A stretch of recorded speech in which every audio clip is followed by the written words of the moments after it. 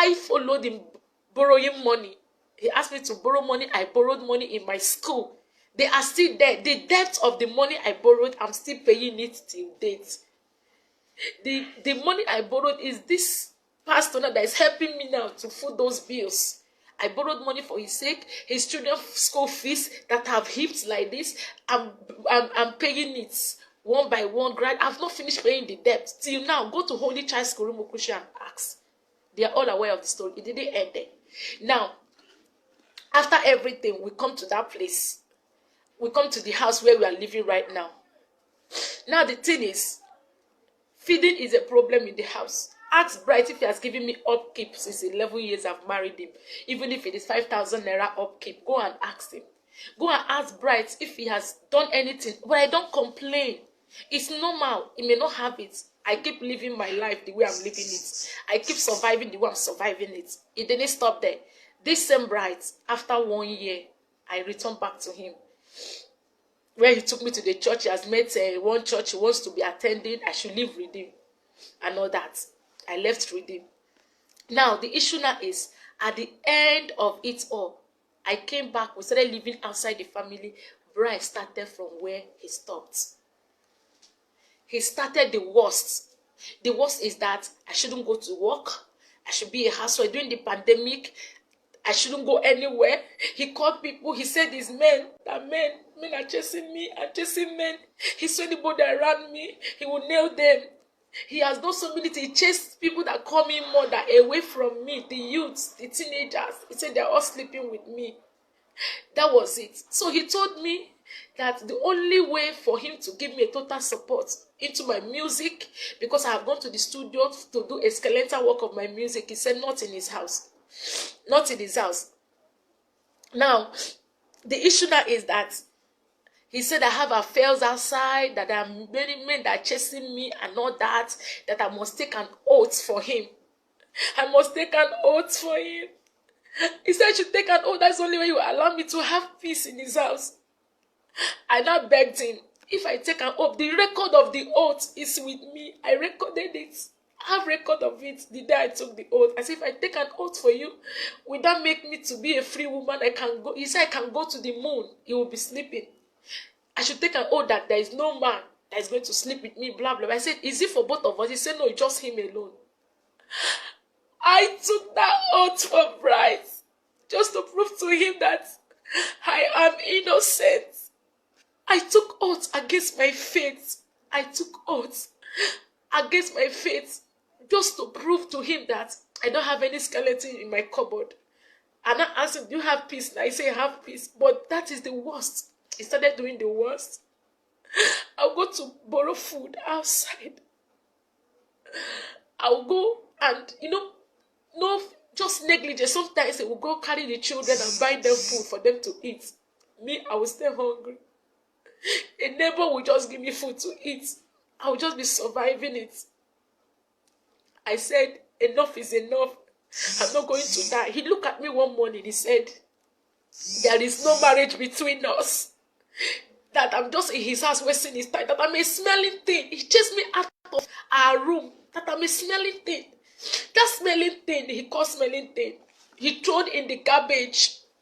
He threw me in the garbage thinking I'm going to die. He says he's make my life miserable. That when last I hear about his name, I will run away. That's what he told me. And I told him I'm not going to die. That he's going to make my life miserable and all that. Now, the last straw that breaks the camel's back is that I refuse taking all these things. He told me vividly that number one, he's going to put acid in my cream. I don't want to bring my children into this. Because even my children became scared and they were crying. My son will embrace me. My son of 4 years will embrace me and say, Mommy, don't worry, I will take care of you. He abused me before my children. I don't talk. He called me a weak woman. And you came on social media to tarnish an innocent man's image. You came on social media, Bright. You've done your worst. You want to get fame. You bend to your knee that you're going to destroy me. But let me tell you, this is my rising moment. You bend on your knees that over your dead body, will you see me standing right and fulfilling my destiny? You throw me in the garbage, but the seed you throw in the garbage find a means of growing and becoming something. I decided to leave his house. How? When I left his house, one day he just locked me up and said, I'm not going for church program. That night, he locked the door and put the key in his pocket before my kids. I said, it has gotten to the extent that you start locking me and walking away. So anything can happen to me. If there is a fire outbreak, I can't escape anywhere. He told me that the children I'm even talking about, it's not when I'm alive to see them, I will start talking about them. When I'm alive, that when I'm dead, I'm rubbish, he move on with his life. Then highest is money. My people don't talk and all that. He locked me up. I packed my things before his eyes. I said, Bright, it is over. Bright, it is over. I'm not going to do this anymore. This is the last straw that will break the camel's back. I can't die in your house. I can't die because I want to prove myself. I want to prove myself that I'm a good woman. Before his eyes, I packed my bags. I kept them or what. He told me to leave. That I should leave. Self is done with me. That it's just his children I'm taking care of.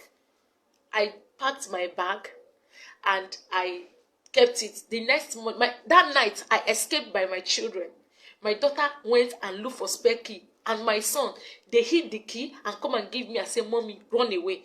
Mommy, escape. That was how I left the house that night. That was how I escaped out of that trap. In the morning, we pack our things.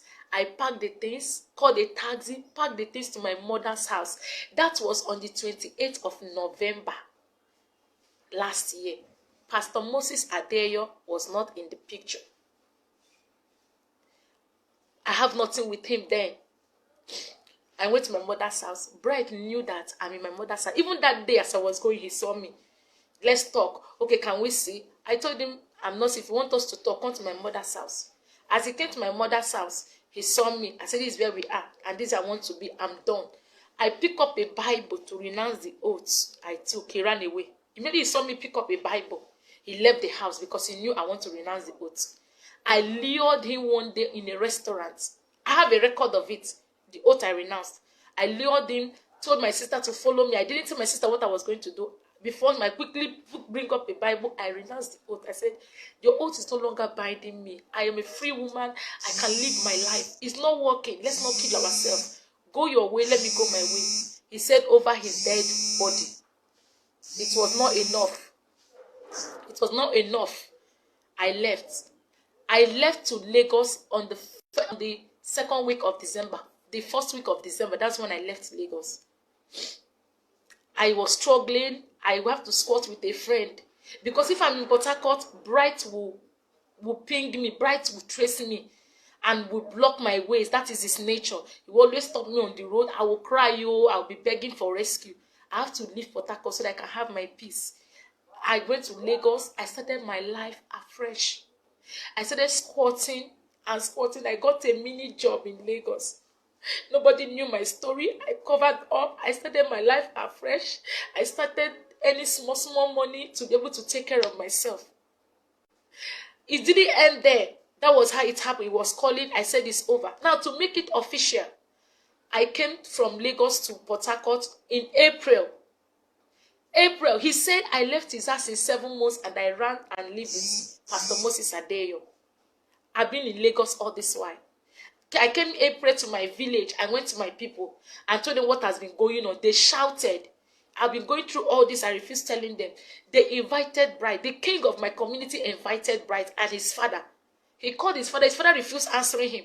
His father did not respond because they all know the story. Bright came with his friend. They told him to go and bring his father. He didn't bring his father.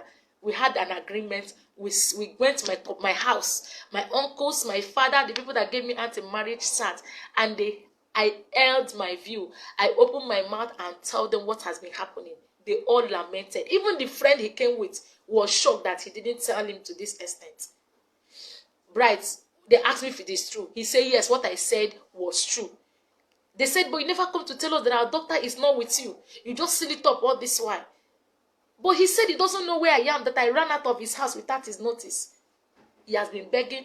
Now, they asked me what I want. I told them that the marriage is over. I'm no longer interested. I want to move on and live my life. I'm no more interested. I have tried. This is the 4th time now. I can't be running and be coming back. I can't be running and coming back. That was how they said, okay, since you've decided to marry, we will not force you. Bright, our daughter says she's no longer interested. Whatever you've paid, they brought out the ledger, the family ledger, where they put down anything that has been done or that has been paid, bride price. They check it and they found out that Bright did not pay bride price. And I can remember vividly, before I returned after the 1 year, my uncle called him and said, you've not paid, we'll check in the list. There was no specific money. Come and do it. He just ignored it, that he has married. Because the dowry is what they're supposed to refund him. Not like the money they bought for drink and all that. They said, we don't have anything. We wanted to refund you the dowry. Look at it. There is no dowry, specific amount, whether it's 1 naira or what. That was it. Before you know it, they told him, we would have collected the children self, but because we love you, okay, go and take care of the children. Let our daughter live. And make sure you don't come after her. He pleaded that they should give him more time to plead. They said, okay, we'll give you 2 weeks. If you're able to talk to her after 2 weeks, she accepted, then you will come back. But if she didn't accept after 2 weeks, leave her alone. If you come after her, we'll come after you. I went back to Lagos. I went back to Lagos after the meeting. I wasn't with Pastor Moses Adeyo. Pastor Moses Adeyo is living in the church premises in World Bank Assembly. There are people there. I'm living in Lagos. I wasn't living with him. I went back to Lagos to continue my life. He do call me until I blocked him. I told him, don't disturb me again. There is nothing between us. I have moved on. I will, if I want to live my life, I want to get married, whatever. He said, over his dead body would I get married. Over his dead body would I go to another man. Over his dead body. That is him for life and death, whatever. I told him, I have nothing to do with you. You don't own my life. I have my life to live. Before I came back 2 weeks ago. Even the day as I came back on Friday, he saw me on Sunday of it when he came to see the children in my mother's house. He saw me. He saw me. I wasn't in Pastor Moses' house. He said he doesn't know where I am. He saw me. And why did I say, I have nothing to do with you. If you want to take care of your children, these are our children. Take care of them. He saw me. It's my life. He dumped me in a dustbin and all that, trying to bury me. Another man picked me up and tried to give me a new life. And he just stand up to tarnish my image. He stood up to render another man, to render an innocent man's name useless, just because he chose to identify with me. He promised me that there is no man that wants to stand for me, that he will make them miserable. And that is what he's trying to do. But my God has frustrated his counsel. I am alive today, and I'm happy. I don't want to ruin my happiness. But I pray that God will forgive you. I pray you find forgiveness before God, bright. I pray that God will forgive you for tarnishing a man of God's image. You choose to tarnish his image because I choose to live. You want to dump me in the ground and I refuse. Now there are so many women out there who are dying like this. And because of what the society will say, they choose to die. If I have died in Bright's house, people will say, why didn't you talk? There are women that are dying. Why didn't you live? I choose to live. And I choose to find a new life and start a new life. And I've committed the worst crime. Because I refused to die in Bright's house. I refused to go through the same pain and torture. My children are going through so much emotional torture now because of his attitude and things he has done to them. But I don't want to put them in the picture. I didn't do this for you to believe me. I don't need your belief. I don't need your opinion. I don't need your support. But the same way you guys carry evil news to go viral in the social media, I want you to tell the world that I'm a woman that have strived to survive out of this storm for 11 good years. He knows 11 years of pain, 11 years of torture, 11 years of disgrace and humiliation, 11 years of pain, 11 years of crying at night. He will come back anytime, any day. I'll open the door for him. He will abuse me and call me a useless woman. All these things happen. Now the thing is, I choose to marry. I have the right to marry whosoever I want to. If I found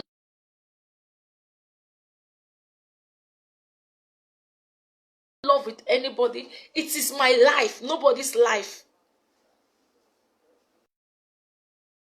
People should leave Pastor Moses Adeyo out of this. He's innocent. I'm begging you. Leave the man of God out of this. Let Bright face me. People should tell Bright to come and face me. Let him come and face me. Let's talk. I have some records of his threats. Let him come out and face me. I didn't want to talk, but he has pushed me to the wall. He's trying to make me to go viral as a bad woman. And lastly, before I go, everybody is sympathizing with him. He's a free man right now. As many young ladies who are desiring husbands, Bright is free. I challenge you to go and marry Bright. So many of you that have daughters and sisters, go to his page, go and marry Bright. If you're able to live with him for 3 months, then you come back to me and shook my hand. Go and marry Bright. He has his friends who knows this story. His club members know his story very well. Go and ask him what happened. Go and ask him what happened. Go and ask people that knows me. They all know. Go to Rumokrushi. There's nothing more. Go and ask about this story. I rest my case. If you're interested, you want to marry him, go ahead and marry Bright. He is there. I choose to live for life. I choose to be alive for my children. I choose to live to fulfill my destiny. I choose to be a strong woman. I don't want to talk about this. I have so many things to talk about, but I'm coming. I'm going to tell the world my story because my story is large. God gave me life and rescued me from the hand of a lion that wants to devour me for 11 years. I run. And you guys feel I should remain there and die. And if I have died, the same word will say, why didn't she run for her life? And I choose to run out of my life, and you guys want to. Now take this video. Let him see it. Let the world see it. And let so many women that are into this pain see it. You have to be strong and come out of it. It doesn't matter what the world will tell you. It doesn't matter how they will nail you and rub you nail. You can still be a better person. The Lord can still give you a second chance. The Lord can still give you a way of survival. I'm begging the name of God. For now, let me rest my case. I'll come back soon. Thank you very much for your time. Thank you, but please share this video. Vindicate this man is innocent. I'm begging you. He's very innocent. He just wants to tarnish his image. Please vindicate him. God bless you.